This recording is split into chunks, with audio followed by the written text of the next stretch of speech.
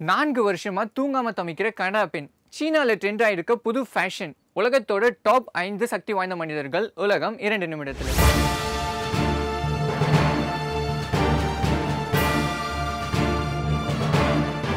சுவிட்சர்லாண்டை சேர்ந்த தொல்பொருள் ஆராய்ச்சியாளர்கள் 7000 வருடம் பழமையான மனித எலும்பு கூட கண்டுபிடிச்சிருக்காங்க.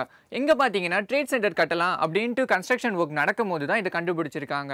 இதுல அவங்க என்ன சொல்றாங்கன்னா, அந்த மக்களோட கலாச்சாரங்கள் எப்படி இருந்தது, அவங்களோட உடம்பியல் ரீதியான வாழ்வியல் முறையை கண்டுபிடிக்கலாம் அப்படின்னு அவங்க சொல்றாங்க. பொதுவா வயசு பொண்ணுங்க தூங்கலனா அதுக்கு காரணம் எவ்வளவோ சொல்லலாம். ஆனா பிரிட்டன்ல நான்சி அப்படின்ற பொண்ணு 4 வருஷமா தூங்காமலே இருக்காங்களாம். எப்படிடா அப்படின்னு கேட்கும்போது அவங்களுக்கு டிஎன்ஏல சம் ப்ராப்ளம் இருக்கு, இதனால 4 வருஷமா தூங்கல. இந்த பொண்ணு போய் தான் சொல்லுதோ அப்படின்ட்டு ஒரு தனியார் தொலைக்காட்சி அவங்கள நைட் ஃபுல்லா வீடியோ வச்சு எடுத்திருக்காங்க.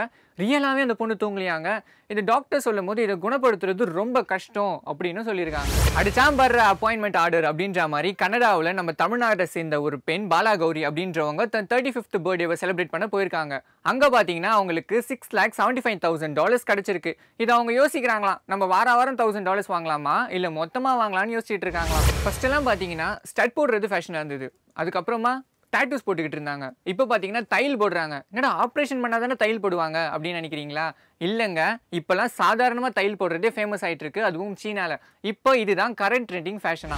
உலகத்தோட டாப் 5 சக்தி வாய்ந்த மனிதர்களோட பட்டியலை வெளியிட்டிருக்காங்க. இதுல பாத்தீங்கன்னா விளாடிமிர் புடின், அதாவது ரஷ்யாவோட அதிபர் முதல் இடத்திலும், ஏஞ்சலினா மெர்க்கல் ஐரோப்பிய கவுன்சிலோட தலைவி இவங்க 2வது இடத்திலும், முன்னாள் அமெரிக்க ஜனாதிபதி பாரக் ஒபாமா பாத்தீங்கன்னா 3வது இடத்திலும், போப் பிரான்சிஸ் அதாவது கிறிஸ்தவர்களோட தலைவர்கள் அப்படின்னு சொல்ற ஒரு 4வது இடத்திலும், சீன் ஷாங் ஃபுங் சீனாவோட அதிபர் அவர் தான் 5th பிளேஸையும் பிடிச்சிருக்காரு. இந்த மாதிரி மேலும் பல தகவல்களுக்கு எங்க தினமலர்.com சப்ஸ்கிரைப் பண்ணுங்க. மற்றும் உலகத்தில் இருக்க அனைத்து இஸ்லாமிய நண்பர்களுக்கும் ஈகையின் திருநாளாம் ரமலான் தின நல்வாழ்த்துக்கள்.